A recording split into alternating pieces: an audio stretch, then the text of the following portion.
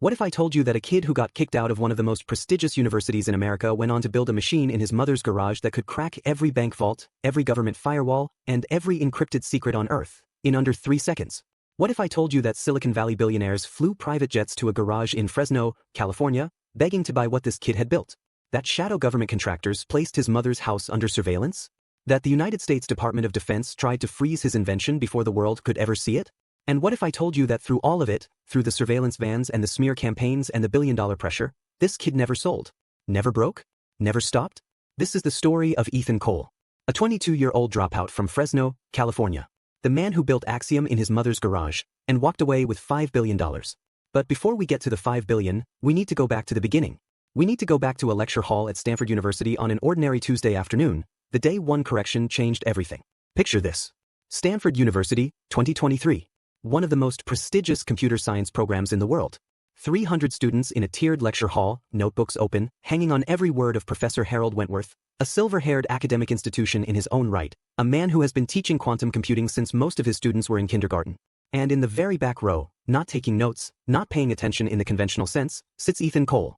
He's running 3 separate things on his laptop at the same time. His own code, a research thread, and the professor's slides, which he is quietly, systematically annotating with corrections. Now here's the thing about Ethan. He isn't disruptive because he wants to cause trouble. He's disruptive because he physically cannot let incorrect information exist in a room without addressing it. It's not arrogance. It's a compulsion. And on this particular Tuesday, that compulsion is about to cost him everything. Wentworth makes his claim, quantum coherence cannot be sustained beyond 1,000 microseconds, period, full stop, end of chapter. The class starts packing up. And from the back of the room, so quietly that half the class doesn't even hear it at first, Ethan says 2 words. That's wrong. The room goes silent. 300 heads turn. Wentworth turns. And in that moment, in that one sentence, the chain of events that will eventually produce a $5 billion deal is set in motion. After class, Wentworth asks Ethan to come to his office. Ethan goes. He's not nervous. He should probably be nervous. He's not. Wentworth's office is a museum to a career that peaked in the 1990s. Awards on every wall. Textbooks with pristine, uncracked spines. The sign of a man who stopped questioning his own knowledge a long time ago. He sits behind a massive oak desk. Ethan stands. Neither of them sits down. It is already a confrontation. Here's what you need to understand about this moment. Wentworth isn't angry because Ethan was wrong. Wentworth is angry because Ethan was right. And there is no fury in academia quite like the fury of an expert being corrected by someone younger, smarter, and completely unbothered by the power structure around them. Wentworth picks up a pen. Starts writing. An academic conduct report, repeated disruptive behavior, failure to respect pedagogical authority. Ethan watches him write it. And before he turns to leave, he says one last thing. You should read the Tokyo paper, Professor. It came out last month. He closes the door quietly behind him. In the hallway, for just a moment he leans against the wall. He knows what that report means. He knows what's coming. But he doesn't go back in and apologize. That's never been something Ethan Cole could bring himself to do for being right. 1 week later, Ethan Cole sits in front of a 3-person disciplinary panel. The letter is already face down on the table. He already knows what it says before anyone speaks. Scholarship suspended. Academic probation. Effective immediately. In practical terms, expulsion. Think about that for a second. This is a kid who was never late to a deadline, never failed a test, never cheated, never threatened anyone. The only thing he ever did wrong, by their definition, was correct a professor. 3 times. In public. Using information that was factually accurate. He picks up the letter. He folds it carefully into quarters, with the same methodical precision he applies to every problem he encounters, and slides it into his pocket. Then he asks the panel one question. Not about the decision. Not about whether he can appeal. Just one question. Was I wrong? About the quantum coherence times. Long silence. The administrator shifts in his chair. That's not the issue before us today, Mr. Cole. Right? Says Ethan. Okay. Thank you for your time. He walks out. Down the hallway. Out of the building. Into the California sunshine. And he calls his mother. Fresno, California is not Silicon Valley. It's not tech conferences and venture capital and co-working spaces with cold brew on tap. It's a mid-sized city in the Central Valley, where the summers are brutal and the cost of living is manageable and people work real jobs for real hours. The Cole family home is exactly what you'd expect from a woman who raised a son alone on a nurse's salary. Modest. Carefully maintained. Potted plants on the porch. A welcome mat that means it. Diane Cole, 48 years old, opens the door in her nurse's scrubs. She's just finished a double shift. She looks at her son's face, just his face, and she already knows everything. Mothers always do. She doesn't ask what happened. She doesn't say, I told you so. She doesn't lecture him about social skills or learning to pick his battles. She just opens her arms. He goes into them, stiffly at first, because Ethan has always struggled with physical comfort, but slowly, steadily, his arms come up and hold her back. He tells her he got kicked out. She says she knows. He tells her he needs the garage. She says she'll move the Christmas boxes. No fanfare. No drama. Just a mother making room for her son to build something. And what he's about to build will change both of their lives forever. Let's talk about the garage. It's a regular 2-car garage. Concrete floor. One hanging light bulb. A workbench along one wall covered in 2 decades of accumulated family life. Christmas boxes. A broken treadmill that Diane bought in 2009 and used exactly twice. Within 3 weeks, Ethan transforms it into what will later be described by 6 of the world's leading quantum physicists as the most significant private research laboratory of the 21st century. But right now it just looks like a very intense young man's very messy obsession. He sources a second-hand quantum processor from a university surplus sale, $4,200, most of his savings. 3 monitors. Folding tables. A second-hand whiteboard that barely fits through the garage door. He works 18-hour days. He sleeps on a camping mat he rolled out next to the workbench.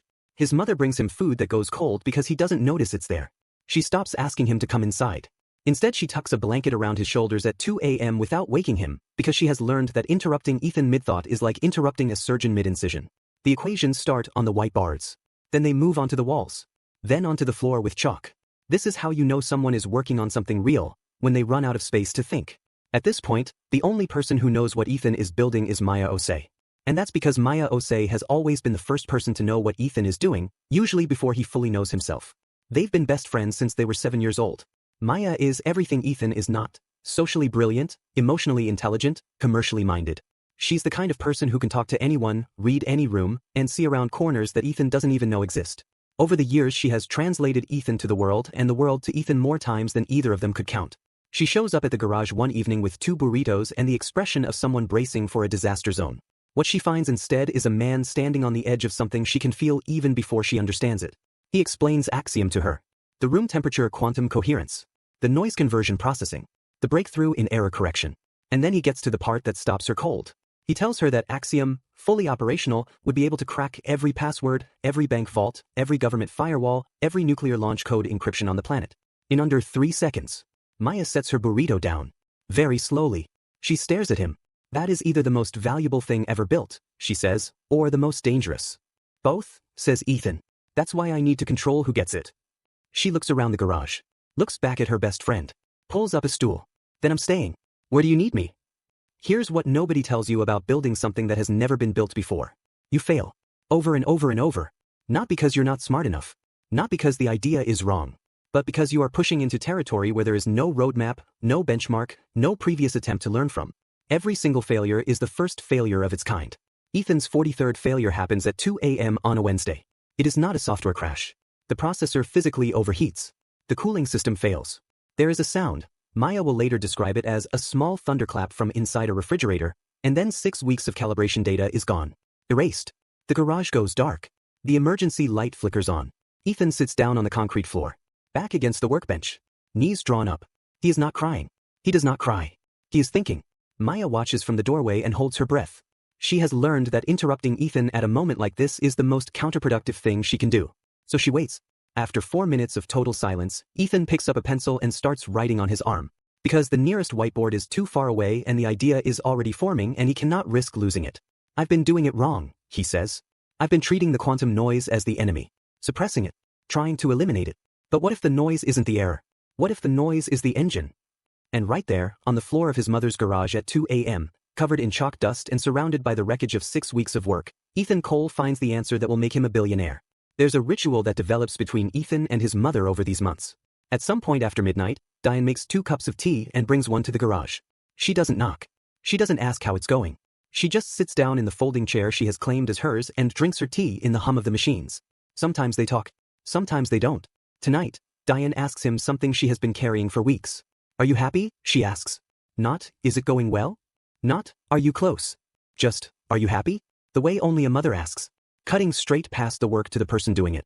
Ethan considers the question with the seriousness he applies to everything. He doesn't answer reflexively. He thinks about it for a full 10 seconds before he speaks. I'm scared all the time, he says. But it's a productive scared. I'm in the right place doing the right thing. Is that the same as happy? Diane looks at her son, this person she made, this mind she couldn't fully understand but never once stopped believing in. For you, she says? Yeah, baby. That's basically the same. It happens at 5:47 in the morning on a Thursday in March. The sky outside the garage is the color of something beginning. The machines have been running all night. Ethan hasn't slept. Maya fell asleep at her desk around 3 a.m. and is still there. The terminal flickers.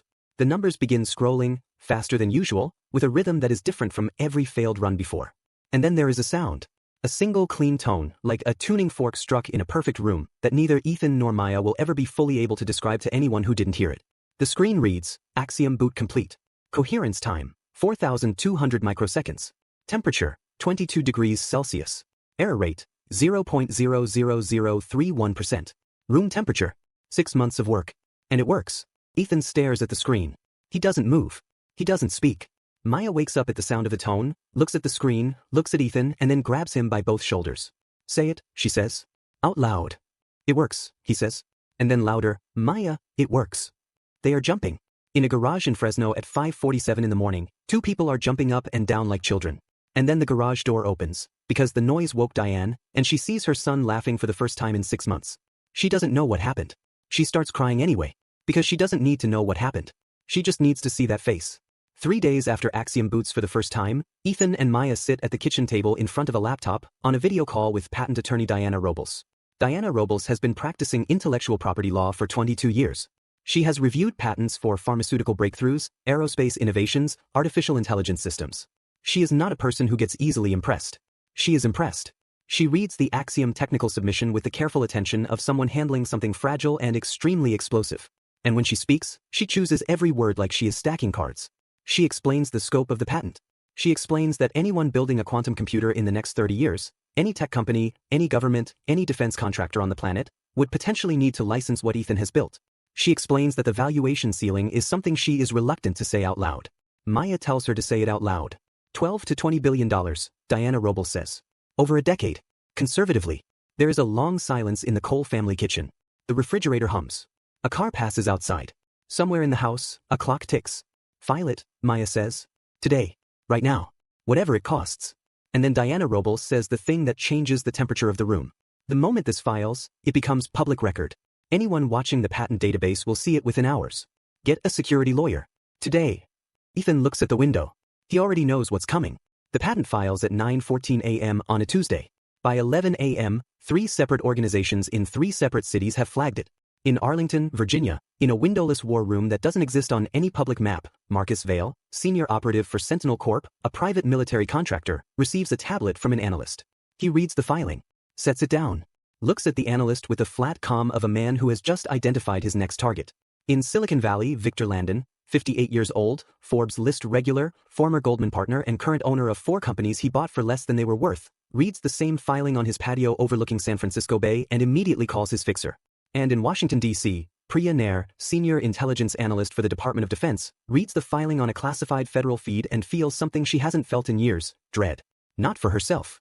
For the 22-year-old in Fresno who has no idea what he just put in motion. 3 sharks.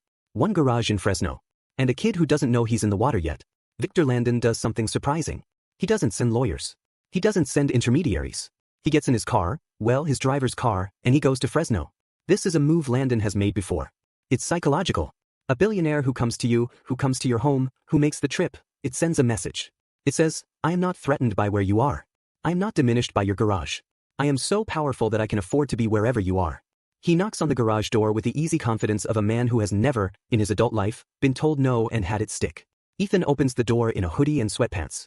They look at each other across 20 years and an uncrossable distance. And Landon makes his offer before he even sits down. $200 million. Cash. This week. Ethan says no before Landon finishes the sentence. Landon smiles. Sits down. He's been through this before. The young founder who says no is always just negotiating. Everybody has a number. He asks Ethan what his number is.